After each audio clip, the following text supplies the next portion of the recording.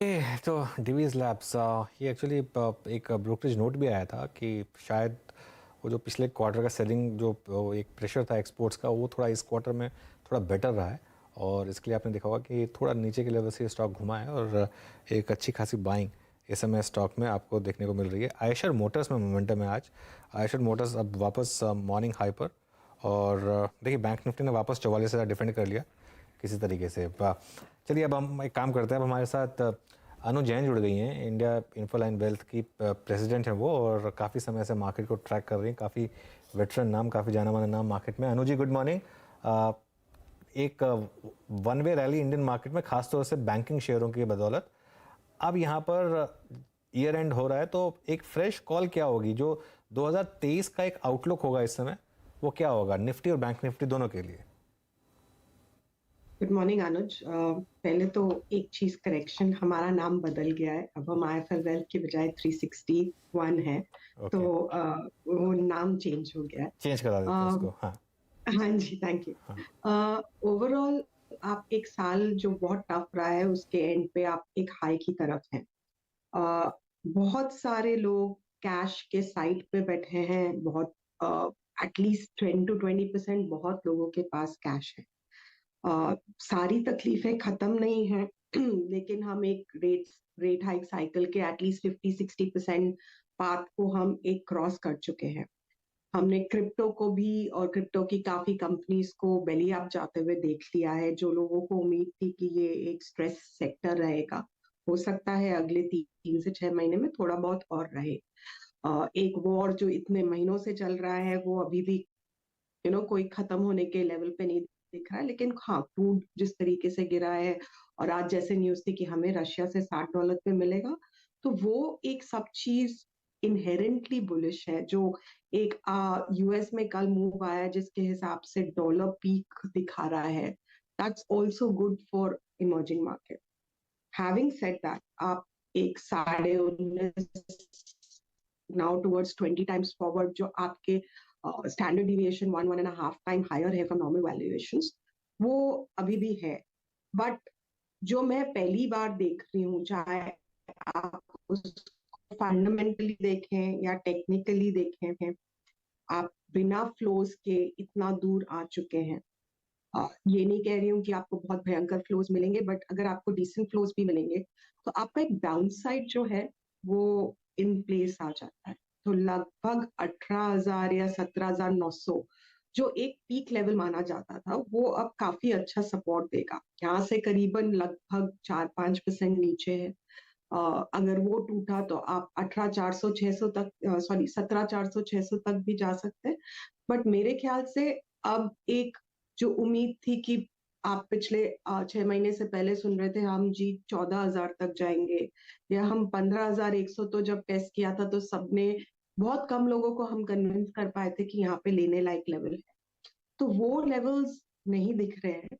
I think जो साल होगा वो नैरो रेंज में चलेगा। मेरे ख्याल से आप शायद 17,500 और 19,500, 19,600, जो एक लगभग 10-12% का रेंज है, उसको शायद आप 2-3 बार चेस करें, और it becomes more like not a daily trader market, but a level trading market, कि आपको हर 3-4 महीने में शायद दोनों तरफ का मूव दिखे।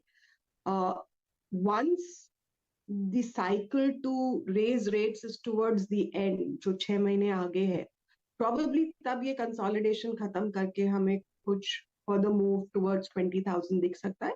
बट अगले 6 महीने के लिए तो रेंज बाउंड है। ओके, अगले 6 महीने के लिए तो खैर रेंज बाउंड ही रहना चाहिए। एक सेक्टर जहां पर एक ज़बरदस्त तेज़ी दिखी है अनुजी, वो है PSU banks. PSU bank index इस साल करीब करीब 70% ऊपर है। अब ये यहाँ पर ओवर क्राउडेड लग रही है ट्रेड, या अभी भी इसमें दम है? मेरे ख्याल से 1 महीने पहले आप और मैं बात कर रहे थे और मैं बैंक निफ्टी पे पॉजिटिव थी और आपने मेरा रुझान पीएसयू की तरफ ड्रॉ किया था। एंड हमारा कोई कवरेज नहीं था एक्सेप्ट फॉर एसबीआई।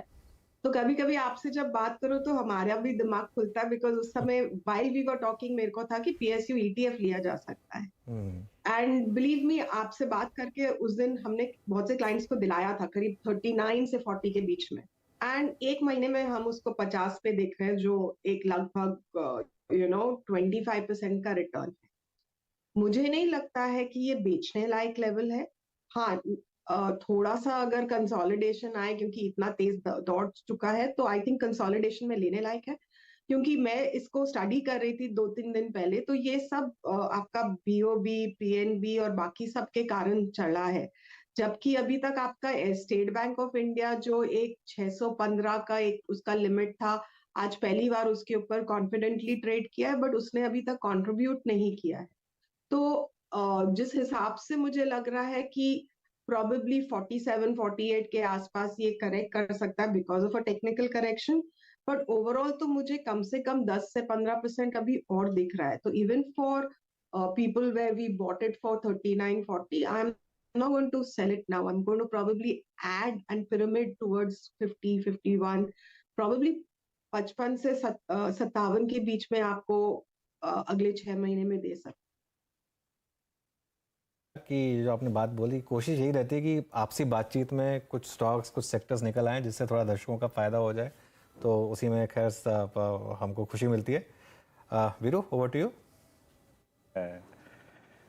हाँ अनुज जी, वीरेंद्र बोल रहा हूँ। और सिंस यू आर अब आप 361 हैं, I mean we can ask anything Anuj ji. आपको एक होलिस्टिक व्यू देना पड़ेगा। Let's talk about capital goods.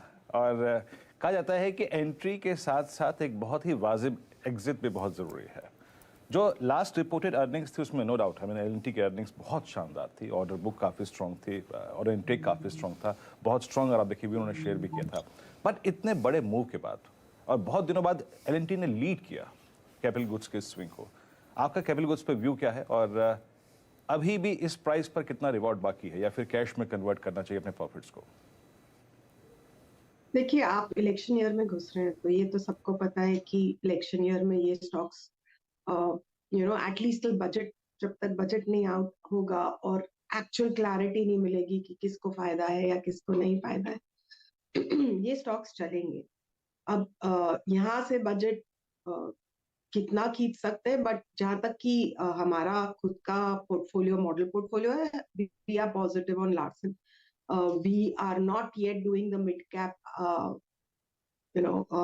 infrastructure play because we feel थोड़ा सा रिस्की है इस लेवल पे। बट लार्सन जो हमने क्लाइंट्स को करीब 1800 के आसपास दिलाया था, we are not booking profits. मेरे ख्याल से अगर मोमेंटम ना भी पकड़े, ये स्टॉक काफी कंसोलिडेट करके लीड करता है, तो आपको 6 से 8 महीने में इसमें लगभग 2300 से 2400 का लेवल तो डेफिनेटली मिलेगा। अगर इलेक्शंस के कारण या आपके बजट के कारण थोड़ा सा वो होता है, तो वो it could be front ended, it may not be back ended, तो आपको शायद वो 2 से 2.5 महीने में भी मिल सकता है। तो मेरे ख्याल से Larsen on any dip is definitely a good buy. Mid cap I would be careful. और जो मुझे इस बार एक बहुत ऑड फॉर्मेशन दिख रहा है, सिर्फ आज जैसे मैं और आप बात कर रहे हैं तो मिड कैप अभी चला है, तो यूजुअली रैली को थोड़ा ब्रॉड बेस्ड होना चाहिए, एंड मिड कैप ने अभी तक पार्टिसिपेट नहीं किया है। तो अगर मिड कैप पार्टिसिपेट करना शुरू करेगा किसी भी सेक्टर से, तो ये rally will have better legs. And वो पिछले कुछ दिनों में थोड़ा सा संकेत है कि वो हो सकता है।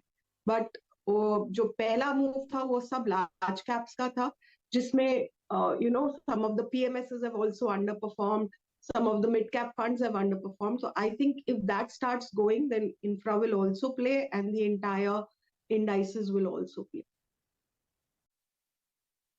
अच्छा, बाकी इन कैपिटल गुड्स पे आपका व्यू लिया अनुज जी।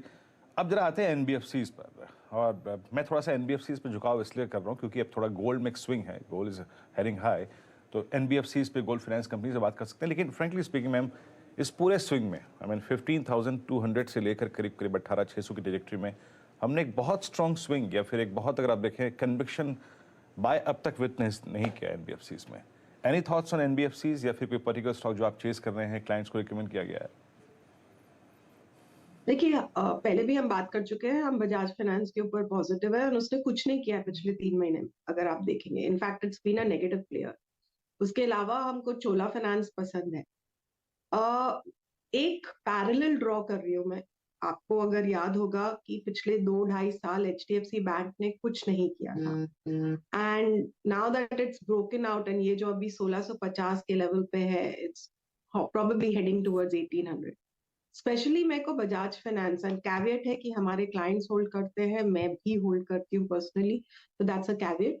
मुझे ये लगता है कि इसमें जिस तरीके से पहले अगर आप निफ्टी लॉन्ग कर रहे थे तो आप HDFC बैंक शॉर्ट करके चलते थे बहुत से लोग, वो मेरे ख्याल से अभी सबसे लिक्विड स्टॉक यहाँ पे बजाज फाइनेंस है, तो there seems to be a short position which is carried over specially for the last month and a half. तो कहीं ना कहीं रिजल्ट्स के पास, which would be about a month from now, I think these would unwind for at least a short period till the result, and then post the result we may again see that short build up. But आपको अगर probably markets may stay 1-2% इधर उधर, but some of these NBFCs can probably give you 5 to 7% in about a month, because यहाँ पे लग रहा है मुझे कि आपको एक मूव मिल सकता है जो सिर्फ एक शॉर्ट अनवाइंडिंग से हो, तो इट्स मोर टेक्निकल।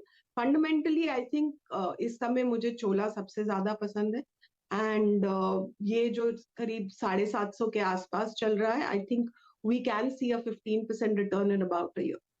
ये चोला देखिए बात करते करते डेज हाई पर। अच्छा, एक मूव स्टार्ट हुआ वापस सीमेंट स्टॉक्स में। नॉर्मली मैंने देखा है इस समय 10:30 बजे करीब ये मूव स्टार्ट हो जाता है। रैमको सीमेंट्स लेकर आइए, इंडिया सीमेंट लेकर आइए, ग्रासिम लेकर आइए। ग्रासिम में अभी भी थोड़ा सा एक सीमेंट का बिजनेस बाकी है। तो ये एक स्टॉक्स हैं। ये अनुज जी, ऑब्वियसली एक मूव आना शुरू हुआ था जब वो अडानी की डील आई थी अंबुजा को लेकर, लेकिन हमने एक मैसिव री रेटिंग देखी है ऑलरेडी सीमेंट स्पेस में। यहाँ पर अब भी क्या ट्रेड ली जा सकती है या फिर अब थोड़ा सा एक रिस्की है मामला? प्रॉक्सी है टू इंफ्रास्ट्रक्चर, तो अगर आपको इंफ्रा चल रहा है तो सीमेंट चलेगा, बट जो एक डिफरेंस आएगा आपको वो कार्टलाइजेशन में जो प्राइस इंक्रीज का था वो मुझे नजर नहीं आ रहा।